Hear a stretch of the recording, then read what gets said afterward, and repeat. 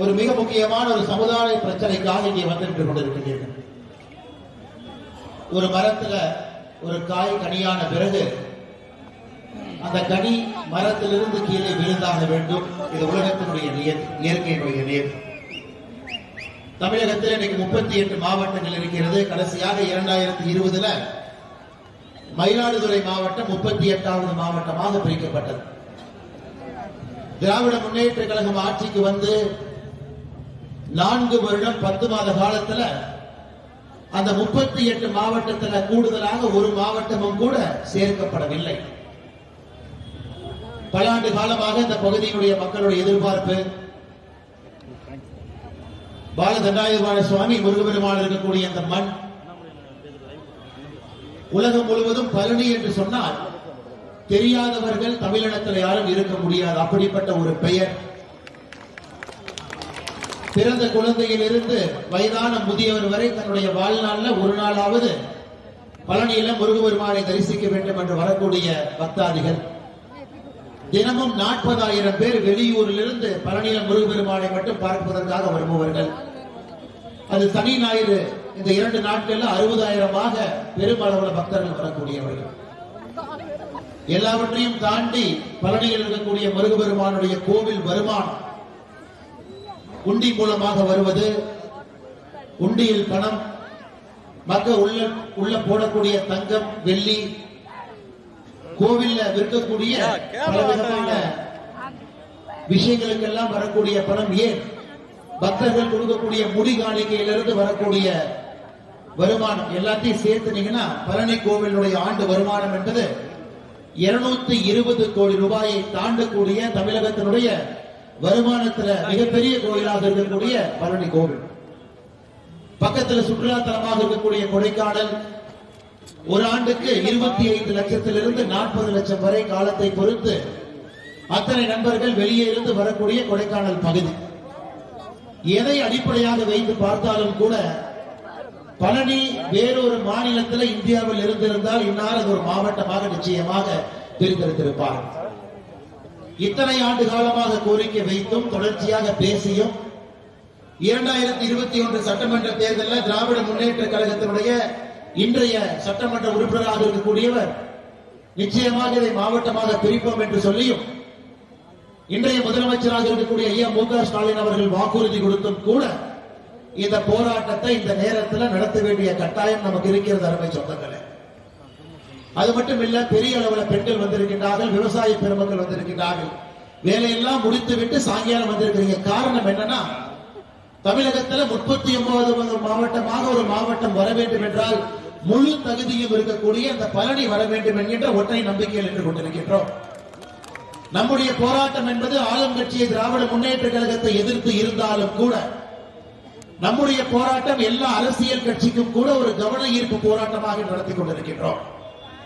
எனக்கு பெரும் நம்பிக்கை இருக்கிறது. இந்த போராட்டத்திற்கு பிறகு ஆளுகின்ற திராவிட முன்னேற்ற கழகம் நிச்சயமாக வருகின்ற 30 நாட்களுக்குள்ள மார்ச் 5ஆம் தேதிக்கு முன்பாகவே பழனியை ஒரு மாவட்டமாக அறிவிப்பார்கள் என்கின்ற முழு நம்பிக்கை எனக்கு இருக்கு. இல்லை என்றால் இந்த சட்டமன்ற தேர்தலில் போட்டியிடுகின்ற தகுதியை கூட அவர்கள் இழந்து விடுவார். போட்டியிடுகின்ற தகுதியை கூட எப்பவுமே கேட்பாங்க, எதுக்கு மாவட்டமா கொடுக்கணும். எனக்கு நீங்க பாருங்க, தமிழகத்தினுடைய 38வது மாவட்டமாக பிரிக்கப்பட்ட மயிலாடுதுறையை பொறுத்தவரை 3 சட்டமன்ற தொகுதிகள் இருக்கிறது. மயிலாடுதுறை சட்டமன்ற தொகுதி, பூம்புகார், சீர்காழி 3 சட்டமன்ற தொகுதி இருக்கக்கூடிய மயிலாடுதுறை மாவட்டம். அதற்கு முன்பு பிரிக்கப்பட்ட மாவட்டத்தை பாருங்க, அரியலூர். அரியலூரை பொறுத்தவரை 2 சட்டமன்ற தொகுதியில் இருக்கக்கூடிய மாவட்டம் அரியலூர், ஜெயங்கொண்டம். பெரம்பலூர் மாவட்டத்தை பாருங்க, 2 சட்டமன்ற தொகுதி இருக்கக்கூடிய மாவட்டம் பெரம்பலூர், குன்னம் 2 சட்டமன்ற தொகுதி. ஆனா இந்த திண்டுக்கல் மாவட்டத்தை எடுத்துக்கிட்டீங்கன்னா 7 சட்டமன்ற தொகுதி. தமிழகத்தில் அதிகப்படியான சட்டமன்ற தொகுதிகள் இருக்கக்கூடிய சில மாவட்டத்தில் திண்டுக்கல்லும் ஒன்று. நம்முடைய பழனியாக இருக்கட்டும், வேடசந்தூராக இருக்கட்டும், ஒட்டஞ்சத்திரமாக இருக்கட்டும், திண்டுக்கல்லாக இருக்கட்டும், ஆத்தூராக இருக்கட்டும், நிலக்கோட்டையாக இருக்கட்டும், 7 சட்டமன்ற தொகுதிகள் இருக்கக்கூடிய ஒரு மிகப்பெரிய மாவட்டம். பழனியில் இருந்து திண்டுக்கல் ஆட்சியர் அலுவலகத்துக்கு செல்ல வேண்டும் என்றால் ஏறத்தாழ 75 100 கிலோமீட்டர். ஒரு கிராமத்தை பொறுத்து அவ்வளவு. நியாயமான நேர்மையான ஒரு கோரிக்கைக்காக ஏப்ரல் கடைசியில தமிழகத்தில் நம்முடைய ஆட்சி அது பலனையை கொண்டு வரத்தான் போறோம். இதெல்லாம் இந்த நேரத்தில் ஒரு அரசியல் கட்சியை பொறுத்தவரை தேர்தல் நேரத்திலேயே இந்த கவனிப்பு கூட்டத்தை போடணும். 5 வருட காலமும் கூட போட்டுக்கிட்டே இருக்கும். பழனியை சார்ந்த நம்முடைய பாரதிய ஜனதா கட்சியினுடைய தலைவர்கள், தொண்டர்கள், கூட்டணி கட்சியினுடைய தலைவர்கள், தொண்டர்கள் எல்லோரும் இணைந்து இன்னைக்கு அதை செய்யணும். பொதுமக்களை ஒன்றாக ஒருங்கிணைக்கணும். கோட்டையில் இருக்கக்கூடிய முதலமைச்சர் அவர்களுக்கு நாளை காலை காவல்துறை நுண்ணறிவு பிரிவு ஒரு ரிப்போர்ட்டை கொடுப்பாங்க. அவர் தினமும் காலையில முதலமைச்சர் அவர் அந்த நுண்ணறிவு கொடுக்கக்கூடிய இன்டெலிஜென்ஸ் ரிப்போர்ட்டை படிப்பாரு வீட்டில். அன்னைக்கு படிப்பார். பழனியில் கூட்டம் போட்டிருக்கிறாங்க, இத்தனாயிரம் பேர் சேர்ந்து இருக்கிறாங்க, மக்களுடைய கோரிக்கை அடுக்குன்னு எல்லோருக்கும் அவர்களுக்கு கேட்க வேண்டும் என்பதற்காக பழனி மாநகரத்திலே இந்த கூட்டம் நடந்து கொண்டிருக்கிறது. அருமை சொந்தங்கள், ஆனால் நேரத்தை ஒதுக்கிவிட்டு இந்த கூட்டத்துக்கு வந்திருக்கக்கூடிய உங்கள் அனைவருக்கும் இந்த நேரத்தில் என்னுடைய நெஞ்சார்ந்த நன்றி இந்த நேரத்தில் தெரிவித்துக் கொள்கிறேன். அருமை சொந்தங்கள், இன்னொரு விஷயத்தை பாருங்க. இந்த திண்டுக்கல் மாவட்டத்தில் 7 சட்டமன்ற தொகுதியில 10ஓடு 11ஆக பழனி இருக்கின்ற காரணத்தினால தினமும் 40,000 பேருக்கு மேல முருகபெருமானை தரிசிக்க வர்றாங்க. ஒரு கோவில் நகரம், உண்மையை சொல்ல வேண்டும் என்றால் இது குப்பை நகரமாக மட்டும்தான் இருக்கிறது. கோவில் நகரம் என்கின்ற பெயரையை நம்ம பயன்படுத்த முடியாது. நான் சொல்லிங்க, மத்திய அரசுடைய ஆய்வு சொல்லுகிறது 50,000 பேர்த்திலிருந்து 3 லட்சம் பேர் வசிக்கக்கூடிய நகரத்தை எந்த அளவுக்கு சுத்தமாக இருக்கிறது பட்டியல் போடுறான். 50,000 3 லட்சம் பேர் வசிக்கக்கூடிய நகரத்துல பழனி இந்தியாவுடைய 585வது இடத்துல இருக்கு. நான் மறுபடியும் சொல்றேன், கேளுங்க சொந்தங்கள். 50,000 பேர்த்திலிருந்து 3 லட்சம் பேர் வசிக்கக்கூடிய நகரம் பழனி. சுத்தத்தின் அடிப்படையில் இந்தியாவில் 585வது இடத்துல இருக்கு. அப்ப 584 நகரங்கள் பழனிக்கு முன்னாடி இருக்கிறாங்க சுத்தத்துல. இவங்க என்ன மெயின்டைன் பண்றாங்க, என்ன நிர்வாகம் வச்சிருக்கிறாங்க, என்ன ஆட்சியாளர் நடந்து கொண்டிருக்கிறது. இவ்வளவு வரி பணம் ஒரு கோவில் இருந்து மட்டும் 220 கோடி ரூபாய்க்கு மேல வருமானம். பாலகண்டாயுதபாணி சுவாமி கோவிலுடைய மொத்த சொத்து அரசாங்க புள்ளி விவரப்படி 1530 கோடி ரூபாய் கோவிலுடைய சொத்து மட்டுமே. என்னங்க மெயின்டைன் பண்றாங்க. இது எல்லாத்துக்கும் கூட ஒரே ஒரு விடிவெள்ளியாக வர வேண்டும் என்றால் அதிகாரிகள் இந்த இடத்துல வந்து உட்காரணும். டிஸ்ட்ரிக்ட் ஹெட் குவார்டர்ஸ் என்று சொல்லுவார். ஆட்சி அதிகாரம் இருக்கக்கூடிய பகுதியாக இருக்கணும். மக்கள் 100 கிலோமீட்டர் 120 கிலோமீட்டர் போய் ஆட்சியை பார்க்கணும்னா நியாயமான ஒரு மனு இருந்தா கூட கொண்டு போய் கொடுக்க மாட்டாங்க ஐயா. ஏழை மக்கள் வரணும், விவசாய பெருமக்கள் வரணும். அவர்கள் இருக்கக்கூடிய பிரச்சனையை ஒரு ஆட்சியருடைய அந்த மனு நாளில் போய் நின்று கொடுக்க வேண்டும் என்று நினைத்தால் ஆட்சியர் பக்கத்தில் இருக்கணும். யாரும் முதலமைச்சர் பார்க்க முடியாது. யாரும் இங்க கிடைத்திருக்கக்கூடிய அமைச்சர்கள் 2 பேர் இருக்கிறாங்க, யாருமே அவங்களை பார்க்க முடியாது. கொள்ளையடிப்பதிலே நம்பர் 1 நம்பர் 2 அமைச்சராக இருக்கின்றார்களோ தவிர சேவை செய்வதிலே இந்த பழனி பகுதியை சார்ந்த திண்டுக்கல் பகுதியை சார்ந்த 2 அமைச்சர்களும் எந்த பட்டியலுமே இல்லை. இதற்கெல்லாம் பழனியை பொறுத்தவரை ஒரு பெருமை, ஒரு திமிரு, ஒரு முறுக்கு நமக்கு இருக்கு. தமிழ்நாட்டில் எந்த பகுதி, இந்தியாவில் எந்த பகுதியாக இருந்தாலும் பழனி கோவில்ல இந்த மண்ணில் அவங்க கால் பட்டு இருக்கு. அப்படி இருக்கும் பொழுது குறைந்தபட்சமாக நீங்கள் கேட்பது ஒரு மாவட்டமா மாற்றி கொடுங்க. இல்ல 3 சட்டமன்றத்தை வைக்க மாட்டோம். 2 சட்டமன்றம் இருக்கக்கூடிய 2 மாவட்டங்கள் தமிழகத்தில் இருக்கு. கடைசியாக பிரிக்கப்பட்ட மாவட்டம் 38வது மாவட்டத்திற்கு 3 சட்டமன்றம் இருக்கு. திண்டுக்கல்லை பொறுத்தவரை 7 சட்டமன்றம் இருக்கு. 2 5 பிரிங்க, 3 4 பிரிங்க, 2 மாவட்டமா பிரித்தால் 2 மாவட்டமும் வேகமாக வளரும். இன்னைக்கு தமிழகத்தில் நம்பர் 1 மாவட்டம் எதுங்க ஐயா? அந்த மாவட்டத்தினுடைய உற்பத்தி திறனை வைத்து கணக்கு போட்டீங்கன்னா தமிழகத்தினுடைய நம்பர் 1 மாவட்டம் என்பது கோயம்புத்தூர் மாவட்டம். சென்னையை விட சென்னை 3வது இடத்துல இருக்கு. கோயம்புத்தூருடைய மொத்த உற்பத்தி திறனை பார்த்தீங்கன்னா 1,80,000 கோடி ரூபாய். அந்த மாவட்டத்தினுடைய மொத்த உற்பத்தி திறன் என்பது 1,80,000 கோடி ரூபாய். 1212 கல்லூரிகள் கோவை மாவட்டத்துக்குள்ள இருக்கு. உற்பத்தி திறன்ல நம்பர் 1 ஐயா. திண்டுக்கல் மாவட்டத்தினுடைய உற்பத்தி திறன் 37,700 கோடி ரூபாய். கோயம்புத்தூர் 1,80,00,000, திண்டுக்கல் 37,000 கோடி. ஒரு அரசுடைய கவனம் எப்படி இருக்கும்? முதல்ல இருக்கக்கூடிய மாவட்டத்தை இன்னும் மேல கொண்டு போகணும், பின்னாடி இருக்கக்கூடிய மாவட்டத்தை முதல்ல கொண்டு வர்றதுக்காக யோசிக்கணும். 7 சட்டமன்ற தொகுதி இருக்கக்கூடிய மாவட்டத்தை 2ஆக உடைத்து 2 மாவட்டத்திற்கும் தனித்தனி அதிகாரிகளை போட்டு அந்த மாவட்டத்தினுடைய வளர்ச்சியை வேகப்படுத்துவதற்கு மட்டும்தான் யோசிக்கணும். கலைஞர் கருணாநிதி எங்க பிறந்தாரு மாவட்டம், எங்க வாழ்ந்தாரு மாவட்டம், கலைஞர் கருணாநிதி ஐயா எங்கெல்லாம் சட்டமன்றத்தில் போட்டியிட்டாரோ மாவட்டம். இப்படித்தான் திராவிட முன்னேற்ற கழகத்தை பொறுத்தவரை மாவட்டங்களை பிரித்திருக்கிறார்களோ தவிர அங்க இருக்கக்கூடிய உற்பத்தி திறனும் அந்த மக்களுடைய கோரிக்கையும் அந்த பகுதியினுடைய வளர்ச்சியும் இந்த அடிப்படையில் விஞ்ஞான ரீதியில எந்த மாவட்டமே பிரிக்கப்படவில்லை அருமை சொந்தங்கள். அதனால் திண்டுக்கல்லை பொறுத்தவரை உற்பத்தி திறன் கோடி ரூபாய், இது 2 பொழுது 20,000 கோடி 17,000 கோடியா இருக்கு. 20,000 கோடி உற்பத்தி திறனை எப்படி 1 லட்சம் கோடி ஆக்குவது? அவங்க அரசு அளவுக்கு தகுதியானவர், அவங்க அரசு என்ன நடக்குதுன்னே தெரியாத ஒரு முதலமைச்சர், என்ன நடக்குதுன்னே அவருக்கு தெரியாது. காலையில வாக்கிங் போறாரு, யாராச்சும் வாக்கிங் போகும்போது ஆப்போசிட்ல வந்தீங்கன்னா அப்படியே கப்பன கோயில் மாதிரி முதலமைச்சர் அமைச்சு ஒரு போட்டோ ஷூட்டிங் எடுத்து போட்டுருவார். முதலமைச்சர் நீங்கள் பார்க்க வேண்டும் என்றால் சென்னையில் இருக்கக்கூடிய செம்மொழி பூங்கால டிக்கெட் வாங்கி காலையில வாக்கிங் போனீங்கன்னா ஒரு கண்ணில் பட்டா மட்டும்தான் உண்டு. அதை தவிர முதலமைச்சரை சாமானிய மனிதர் எங்க போய் பார்க்க முடியும்? நீங்களே சொல்லுங்க, உங்களை குற்றம் குறைகளை எங்கே சென்று சொல்ல முடியும்? ஆனா இந்த பகுதியினுடைய 2 அமைச்சர்கள் அங்க பெரியசாமி அவர்கள் இருக்கின்றார்கள். இங்க ஒட்டஞ்சத்திர தொகுதியினுடைய சட்டமன்ற உறுப்பினர் அமைச்சராக இருக்கக்கூடிய சக்கரபாணி அவர்கள் இருக்கின்றார்கள். மக்கள் பிரச்சனை கடைசியா 2 பேர் எப்ப பேசுறீங்க பார்த்தீங்க? அங்க இருக்கக்கூடிய ஐபி திண்டுக்கல் பெரியசாமி அவர்களை பொறுத்தவரை ஆட்சி அதிகாரத்திற்கு திராவிட முன்னேற்ற கழகம் வந்த பிறகு அவர் கேட்ட இலாக்கா கொடுக்கவில்லை என்பதற்காக சென்னையில ஒரு தனியார் ஹோட்டல்ல ரூம் போட்டு அங்கேயே தங்கியிருந்தார். உண்மையை நான் சொல்றேங்க. முதலமைச்சருக்கு சவால் விட்டார், எனக்கு இந்த இலாக்காவை மாற்றி கொடுத்தா தான் நான் திண்டுக்கலுக்கு போவேன் என்று சொல்லி சென்னையில ஒரு ஹோட்டல்ல ரூம் போட்டு அங்கேயே தங்கிட்டு இருந்தார். அரசு ஒதுக்கிய வீட்டுக்கு கூட போல ஐபி அங்கேயே இருந்தார். இலாக்கா மாற்றிய பிறகுதான் முதலாக திண்டுக்கலுக்கு ஐ பெரியசாமி வந்தார். இவங்களுடைய ஆசை என்பது பதவிக்கு வந்திருப்பது மக்களுக்கு சேவை செய்ய என்பதற்காக. நான் இவ்வளவு சீனியர், அப்ப எனக்கு இந்த பதவி கொடுக்கலாம். செந்தில் பாலாஜி நேற்று வந்தவனுக்கு சாராய துறை கொடுத்தா அவன் அவ்வளவு கொள்ளையடிப்பான். நான் 40 வருஷம் ஆட்சியில் இருக்கிறேன், எனக்கு சின்ன துறையை கொடுத்தா நான் எப்படி கொள்ளையடிப்பேன்?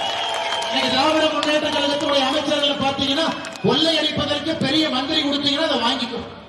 அவங்க எப்படி மக்களுடைய பிரச்சனையும் அக்கறை எடுத்து நல்ல கல்வி ஆதாரத்தை கொடுக்கணும், இந்த மாவட்டத்தை வளர்த்தணும், உற்பத்தி திறனை பெருக்கணும், தொழிற்சாலைகளை கொண்டு வரணும். இளைஞர்கள், பழனியை சார்ந்த இளைஞர்கள் எங்கெல்லாம் வேலைக்கு போறாங்க, பெங்களூர் போறாங்க, சென்னை போறாங்க, இந்தியா முழுவதும் சுத்திக்கிட்டு இருக்கிறாங்க. ஆனா இந்தியாவிலிருந்து அத்தனை பேர் பழனிக்கு வர்றாங்க. அதனால அருமை சொந்தங்களை இந்த முறை இந்த போராட்டத்தை முடிவு கொண்டு வரும். மறுபடியும் 5 வருஷம் போராடுவோம், மறுபடியும் 2027 போராடுவோம், மறுபடியும் 2031 சட்டமன்ற தேர்தல் வரும் பொழுது மறுபடியும் கவன ஈர்ப்பு கூட்டம் போடுவோம் என்கின்ற கூட்டம் இதாக இருக்கக்கூடாது. இந்த முறை இந்த போராட்ட நிறைவுக்கு வரணும், மிக ஆக்ரோஷமாக களத்தில் இருக்க வேண்டும். 2026 சட்டமன்ற தேர்தலுக்கான நாள் அறிவிப்பதற்கு முன்பாகவே பழனி தனி மாவட்டமாக பிரிக்கப்பட்டிருக்க வேண்டும் என்பதில் நாம் உறுதியாக ஒருங்கிணைப்பாக நாம் இருக்கிறோம். இதுதான் பாரதிய ஜனதா கட்சி, நம்முடைய தேசிய ஜனநாயக கூட்டணியுடைய நம்முடைய கட்சி தலைவர்கள் தொண்டர்கள் சேர்ந்து நடத்தக்கூடிய ஒரு போராட்டமாக இருக்கக்கூடாது. பொதுமக்களும் அதிக அளவில் பங்கேற்கும். இந்த கையெழுத்து இயக்கத்தை இன்றைக்கு நம்முடைய கட்சி தலைவர்கள் துவங்கும் பொழுது பொதுமக்கள் நீங்க கையெழுத்து போடும். ஒரு முதலமைச்சருக்கு தெரியணும், பழனியை பொறுத்தவரை 5 லட்சம் 10 லட்சம் 5 லட்சம் பேர் கையெழுத்து போட்டிருக்கிறார். அது மக்களுடைய எண்ணமாக இருக்கிறது. ஒரு அரசியல் கட்சி கூட்டம் போட்டாங்க, 10,000 பேர்த்திட்ட கையெழுத்து வாங்குறாங்க, முடியக்கூடாது. அதனால பழனி பகுதியில் இருக்கக்கூடிய எல்லா அன்பு சொந்தங்களுக்கும் கூட என்னுடைய அன்பான வேண்டுகோள், இந்த கையெழுத்து இயக்கத்தில் நீங்க பங்கு பெறணும், கையெழுத்து போடணும். இந்த கையெழுத்து போட்டு முடிக்கப்பட்ட பிறகு நம்முடைய ஆண்டுமிகு ஆளுநரை அவரை சந்தித்ததை கொடுக்கலாம். ஆனால் முதலமைச்சருக்கு தெரிஞ்சிருக்கணும், இத்தனை மக்கள் கையெழுத்து போடுறாங்கன்னா அவங்க கோபமா இருக்கிறாங்க. ஐயா, இந்த பழனி முருகனை வைத்து அரசியல் செய்வது மட்டும்தான் இன்னைக்கு திராவிட முன்னேற்ற கழகத்தினுடைய முதல் வேலையா இருக்கு. இங்கே 2024 பழனியில அனைத்துலக முருகர் மாநாடு போட்டாங்க, இங்கேயே போட்டாங்க. எதுக்கியா முருகர் மாநாடு போடுறீங்கன்னா, ஐயருக்கு அமாவாசைக்கு சம்பந்தம் இல்லைங்கிற மாதிரி நீ எதுக்கியா முருகனை கூப்பிடுறீங்கன்னா, இல்ல நாங்க முருகபெருமான பட்டி தொட்டி எல்லாம் எடுத்துக்கொண்டு செல்லுகின்றோம். அந்த அனைத்துலக முருக மாநாட்டில் ஒரு தீர்மானம் போட்டாங்க, நாங்கள் 50 கோடி ரூபாய் நிதி ஒதுக்கி 143 முருகன் கோயிலை புனரமைப்போம். எதுக்கு 143 தெரியாது, துர்காமா சொல்லியிருப்பாங்க. 1 கூட்டல் 4 கூட்டல் 3 போட்டா 8 வருது, ராசியான நம்பர் 143 போடுறோம். அப்படித்தான் அரசாங்கத்தில் பாதி பேர் நம்பர் எழுதுறாங்க. எதுக்கு 143 கோயில் யாருக்கும் தெரியாது. 143 கோயிலுக்கு 50 கோடி ரூபாய் முருகன் கோவிலுக்கு பணம் கொடுத்து புனரமைப்போம். இதுவரை ஒரு கோவிலுக்கு 1 ரூபாய் கொடுக்கப்படவில்லை. திமுக 2021 தேர்தல் வாக்குறுதி, நாங்க ஆட்சிக்கு வந்தா தமிழகத்தில் கும்பாபிஷேகத்திற்கு மட்டுமே 1000 கோடி ரூபாய் புனரமைப்பதற்கும் கும்பாபிஷேகத்திற்கும் ஒதுக்குவோம் என்று சொல்லியிருக்கிறார்.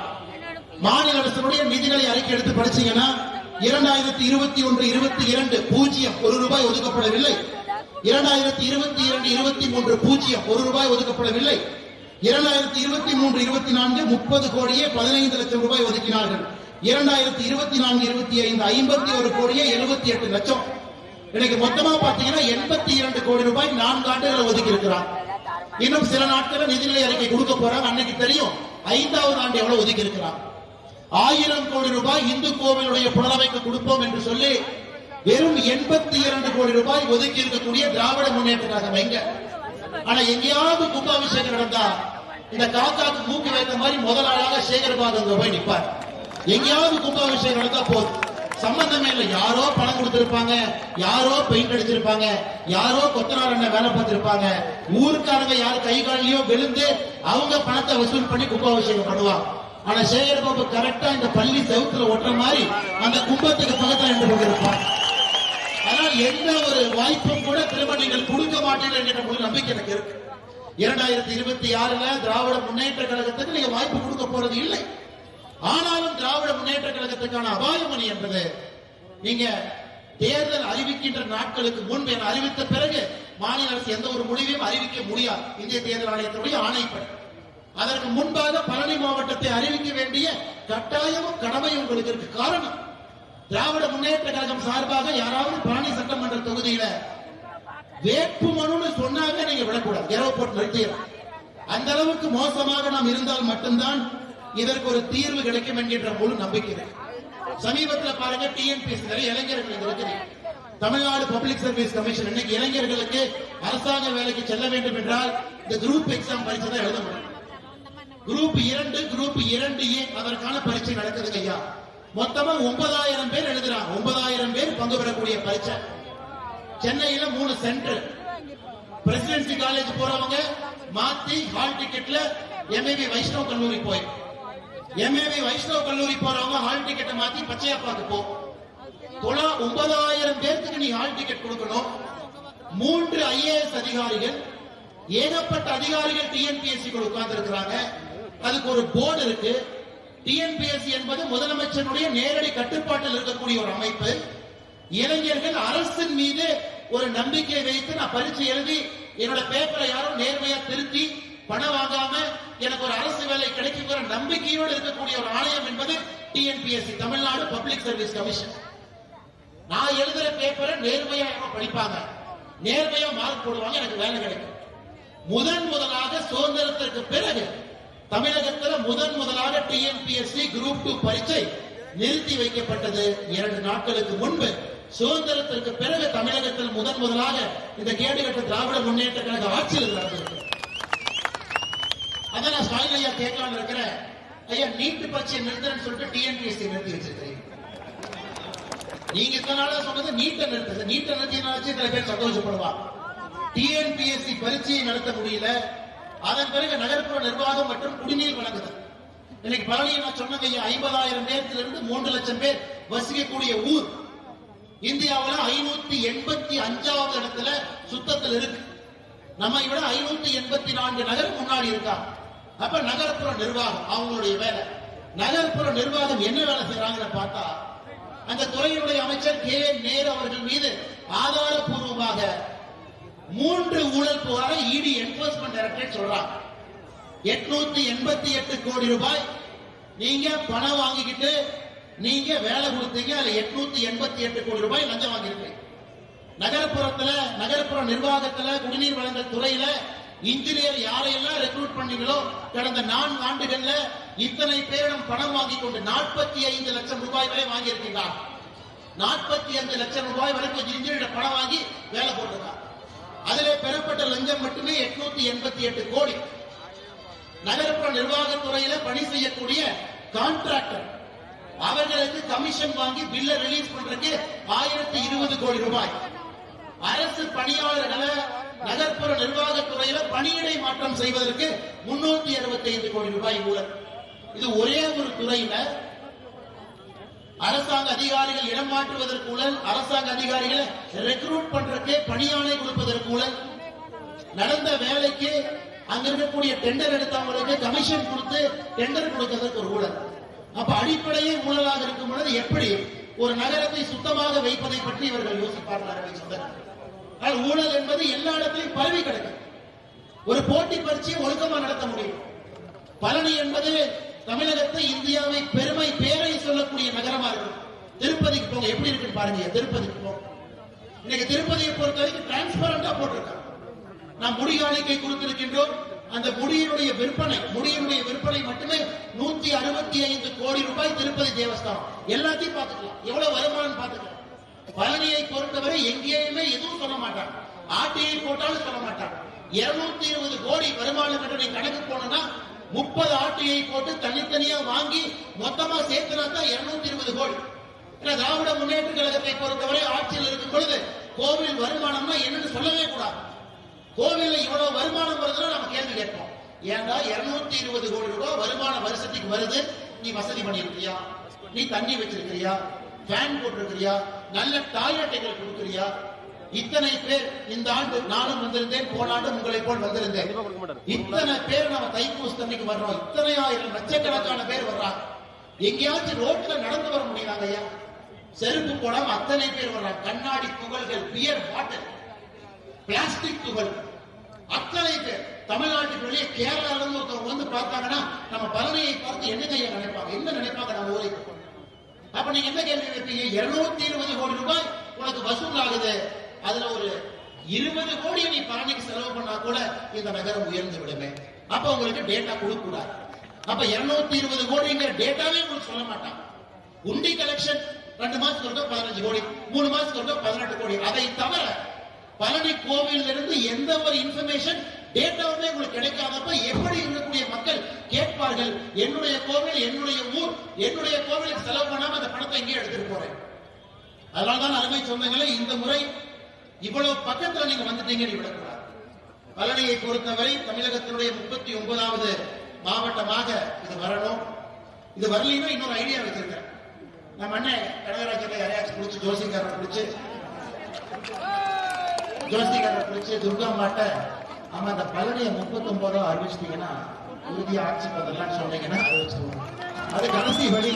இந்த கையெழுத்து இயக்கம் நடத்தியும் பொதுமக்களை சேர்த்தியுமேனா அப்படித்தான் இருக்கிறாங்க. இருக்க கணவரை பொறுத்தவரை கோவில் இல்ல, கடவுள் இல்ல, யாரும் இல்லை. துர்காமா மனைவியை பொறுத்தவரை கோவில் தான் எல்லாம், கடவுள் தான் எல்லாம். 2 பேர் நமக்கே எவ்வளவு கோபம் வருதுன்னா, கோவிலை என்று சொல்லக்கூடிய சொன்னா ஆக்ரோஷமா பேசினா அடுத்த துர்கம்மாவை கிளம்பி கோயிலுக்கு போய் சன் டிவியில காலையில இருந்து அவங்க செருப்புல இருந்து சூழ்ல இருந்து போறதே காட்டி போட்டோவா போடுறான். எத்தனை கோயிலுக்கு போறாங்க? வேதம் கூட எனக்கு தெரியாதுங்க. துர்கா மாமாக்கு அவ்வளவு வேதம் தெரியும். எல்லாத்தையும் படிக்கிறான். சாம வேதம், அதர்வ வேதம், யஜுர் வேதம், ரிக் வேதம் எல்லாத்தையும் படிக்கிறான். அதனால நமக்கு குழம்பி போய் நிற்கின்றோம். இவங்க கடவுளை மறுப்புன்னு சொல்றதா, கடவுளை எதிர்ப்பாளன்னு சொல்றதா, கடவுளை நம்பக்கூடியவர்கள் சொல்றான். குடும்பத்திலே 2 டிராமாவை போடுறான். இந்த வடிவேலன சொல்ற மாதிரி எதுக்குப்பா வம்பு, தென்னை மரத்துக்கு ஒரு குத்து, பனை மரத்துக்கு ஒரு குத்து மாதிரி. கடவுளை நம்பாத ஓட்டு வரட்டும், கடவுள் நம்புற ஓட்டு வரட்டும், 2 பேர் 2 பக்கம் போலாம். அதனால் இந்த முறை இந்த பித்தலாட்டத்தை எல்லாம் நாம் நம்பக்கூடாது. அருமை சொந்தங்களை, நாம் தெளிவாக இருக்க வேண்டும். நம்முடைய ஊரினுடைய வளர்ச்சி அடுத்த கட்டம் செல்ல வேண்டும். நம்முடைய உற்பத்தி திறன் உயர வேண்டும். பழனியை பொறுத்தவரை ஒரு கோவில் என்கின்ற அடையாளம் இருந்தாலும் அதை தாண்டி பொருளாதார அடையாளமாக பழனிக்கு நாம் கொண்டு வரோம். நிறைய தொழிற்சாலை வேலை வாய்ப்பை கொண்டு வரோம். இளைஞர்களுக்கு உள்ளூர்ல வேலை வாய்ப்பு ஏற்படுத்தும். விவசாய பொருட்களுக்கு நல்ல ஒரு சந்தையை இங்கே உருவாக்க வேண்டும். அதையெல்லாம் நம்மளாலதாக செய்ய முடியும். பழனியில இவர்களே சொல்லியிருந்தார்கள், 2021 தேர்தல் வாக்குறுதியில நாங்க ஆட்சிக்கு வந்தோம்னா சித்த மருத்துவக் கல்லூரியை துவங்குவோம். பழனியை தவிர வேற எங்குமே சித்த மருத்துவக் கல்லூரியை தொடங்க முடியாது. அதற்கான சரியான இடம் பழனி தான். ஆனா அதையும் பண்ண மாட்டாங்க. மதுரையில எய்ம்ஸ் வரல, எய்ம்ஸ் கொடுத்து, ஆனா முதலமைச்சர் இதுவரை எய்ம்ஸ் பக்கம் கூட போனது. பல காக்கா போய் எட்டி பார்த்து நடக்குது.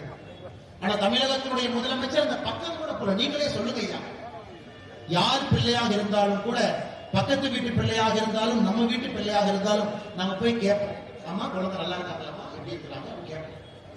ஆனா தான் முதலமைச்சராக இருக்கக்கூடிய மாநிலத்துல 1900 கோடி ரூபாய்க்கு மேல பணம் போட்டு மத்திய அரசு ஒரு கட்டிடத்தை எய்ம்ஸ் கட்டிட்டு இருக்கிறாங்க.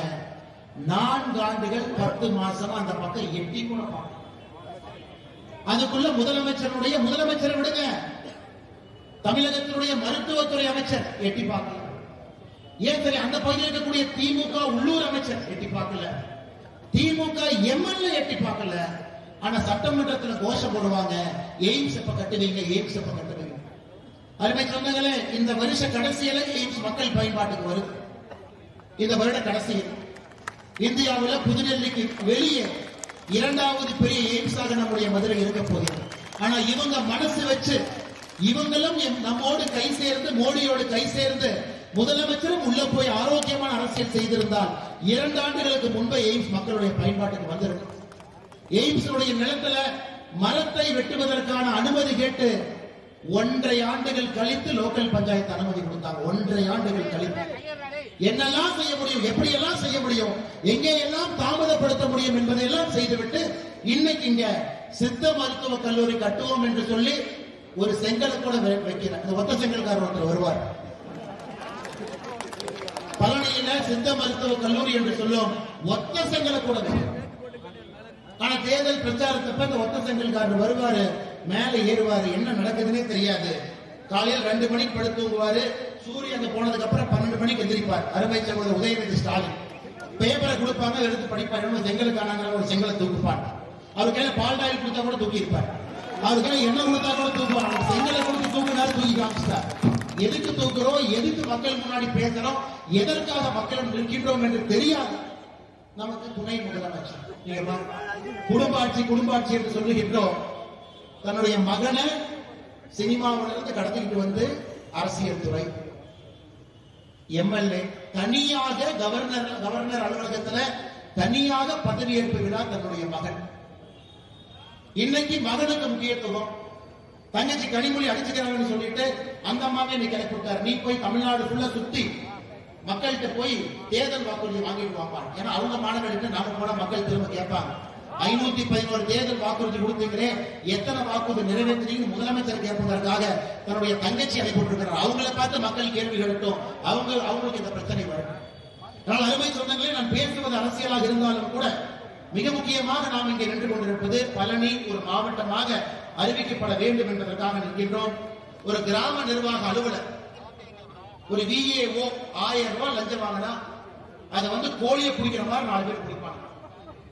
அதை போட்டோ எடுத்து அவரை எப்படி எல்லாம் கவர் பண்ணி 1000 ரூபாய் லஞ்சம் வாங்கினாரு, நாங்க எப்படி பிடிச்சோம் காட்டக்கூடிய வேகத்தை KN நேரு அவர்கள் மீது ஏன் காட்ட மாட்டீர்கள் என்று நான் கேட்கிறேன். 888 கோடி ரூபாய் லஞ்சம், 1020 கோடி ரூபாய் லஞ்சம், 365 கோடி ரூபாய் லஞ்சம். ஒரு 1000 ரூபாய் லஞ்சம் வாங்கக்கூடிய கிராம நிர்வாக அலுவலர் மீது நீ காட்டக்கூடிய கோபத்தை, வேகத்தை தமிழகத்தினுடைய லஞ்ச ஒழிப்புத்துறை நம்முடைய காவல்துறை நண்பர்கள் ஏன் KN நேரு மீது அதே மாதிரி சட்டை பிடிக்கிறது வெளியே கூட்டிட்டு வந்து ஜீப்ல உட்கார வச்சா தமிழ்நாடு லஞ்சம் இல்லாத ஒரு மாநிலமாக எப்பொழுதே மாறி இருக்கும் அல்லவா?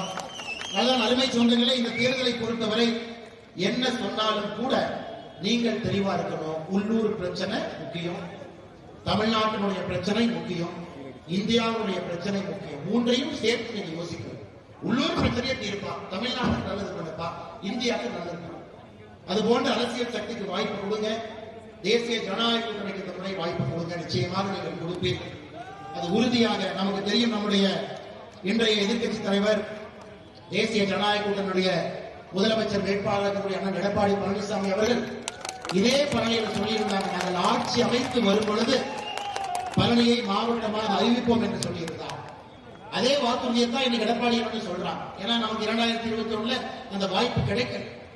ஆனால் நம்முடைய இடத்துல எல்லோரும் தெளிவாக இருக்கின்றோம். பழனி தமிழகத்தினுடைய 39வது மாவட்டமா வரணும். யாருக்கு தொந்தரவு பண்ண வேண்டாம். திண்டுக்கல் மாவட்டத்தை 2ஆக 7 சட்டமன்ற தொகுதி 3, 4, 2, 5ஆக பிரிப்போம். யாருக்கு பிரச்சனை?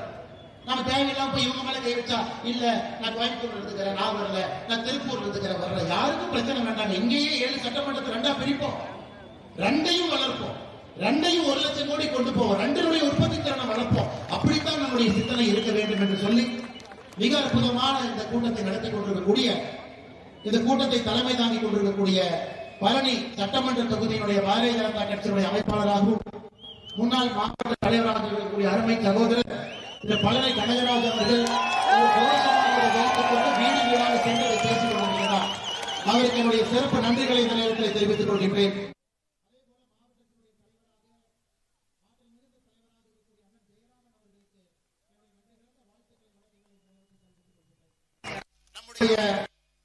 வேண்டுகோளை ஏற்று இந்த கூட்டத்தில் தங்களுடைய தொண்டர்களோடு பங்கு பெற்றுக் கொண்டிருக்கக்கூடிய எல்லா நம்முடைய கூட்டணி கட்சியினுடைய தலைவர்கள் இன்று கொண்டிருக்கின்றார்கள். அம்மா மக்கள் முன்னேற்ற கழகத்தினுடைய மாவட்ட செயலராக இருக்கக்கூடிய அண்ணன் நல்லசாமி அவர்களும் அவருடைய தொண்டர்களுக்கும் நன்றியை தெரிவித்து, பாட்டாளி மக்கள் கட்சியினுடைய மாவட்ட செயலர் வைரமுத்து அவர்களுக்கும் தொண்டர்களுக்கும் நன்றி தெரிவித்து, தென்னிந்திய பார்வர்ட் பிளாக் தொண்டர்கள் இன்று கொண்டிருக்கின்றார்கள். மாநில துணை செயலர் அண்ணன் சபரி அவர்களுக்கும் தொண்டர்களுக்கும் நன்றி கலந்த வாழ்த்துக்களை வழங்கி தெரிவித்து, இந்திய ஜனநாயக கட்சியினுடைய மாவட்ட செயலர் அண்ணன் அல்தாப் ரகுமான் அவர்களுக்கு நன்றி கலந்த வாழ்த்துக்களை வழக்கங்களை தெரிவித்து, பாரதிய ஜனதா கட்சியுடைய மூத்த தலைவர்கள் மிக கடுமையாக உழைக்கக்கூடிய தலைவர் என்று கொண்டிருக்கின்றார்கள். மாநில செயற்குழு உறுப்பினர் அண்ணன் எஸ் கே பழனிசாமி அவர்களுக்கும் தேசிய பொதுக்குழு உறுப்பினர் அண்ணன் திருமலை சாமி அவர்களுக்கும் என்னுடைய நன்றி கலந்த வாழ்த்துக்களை வழக்கங்களை தெரிவித்துக் கொள்கின்றேன். விஎச்பியினுடைய மாநில செயலாளராக கடுமையாக இந்த பகுதியை போராடி கொண்டிருக்கக்கூடிய அருமை சகோதரர் செந்தில் அவர்களுக்கும் என்னுடைய நன்றி கலந்த வாழ்த்துக்களை வழக்கங்களை தெரிவித்துக் கொள்கின்றேன். எஸ்டி அணியினுடைய மாநில செயலாளர் மஞ்சப்பன் அவர்களுக்கும் என்னுடைய நன்றி கலந்த வாழ்த்துக்களை வழக்கங்களை தெரிவித்துக் கொள்கின்றேன். அதே போல வரவேற்பை நல்கிவிட்டு இங்கே மிக அற்புதமாக நம்மை ஒருங்கிணைத்து வழிநடத்திக் கொண்டிருக்கூடிய மாவட்டத்தினுடைய பொதுச்செயலர் அருமையான செந்தில்குமார் அவர்களுக்கு நன்றி கலந்த வாழ்த்துக்களை தெரிவித்துக் கொள்கின்றேன். பழனி நகரினுடைய தலைவராக இருந்து இப்படிப்பட்ட ஒரு கூட்டத்திற்கு பெரிய ஒரு ஊன்றுகோலாக இருக்கக்கூடிய அண்ணன் அனந்தகுமார் அவர்களுக்கும் நன்றி கலந்த வாழ்த்துக்களை வழக்கங்களை தெரிவித்துக் கொள்கின்றேன்.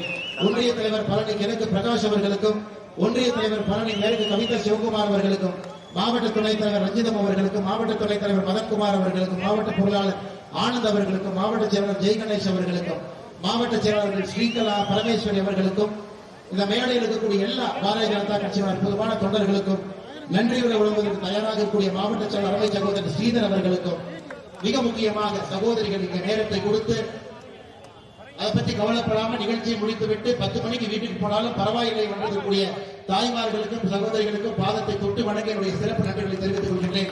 அதே போல பாரதிய ஜனதா கட்சி கூட்டணி கட்சியினுடைய எல்லா தொண்டர்கள் வென்று கொண்டிருக்கின்றார். பத்திரிகை நண்பர்கள் வந்திருக்கின்றார். இந்த கடையில் இருக்கக்கூடிய சொந்தக்காரங்க எல்லாமே கடையிலிருந்து வெளியே வந்து தன்னுடைய காதுகளை கொடுத்து அவர்களும் கேட்டுக் கொண்டிருக்கின்றார்கள்.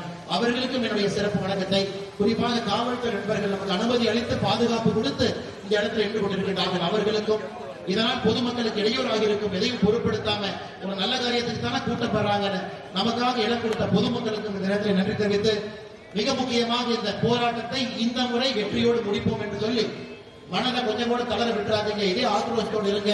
இந்த கையெழுத்து இயக்கத்தை முழுமையாக பங்கு பெறுங்க. பழைய நகரத்தில் இருக்கக்கூடிய எல்லா அன்பு சொந்தங்களும் கையெழுத்து போடுங்க என்று சொல்லி வாய்ப்பு கொடுத்த மேடையில் இருக்கக்கூடிய எல்லா தலைவர்களுக்கும் நன்றி கலந்த வாழ்த்துக்களை வணக்கங்களை தெரிவித்து என்னுடைய உரையை முடித்துக் கொள்கின்றேன். நன்றி, வணக்கம். பாரத் மாதா கி ஜெய். பாரத் மாதா கி ஜெய். பாரத் மாதா கி ஜெய்.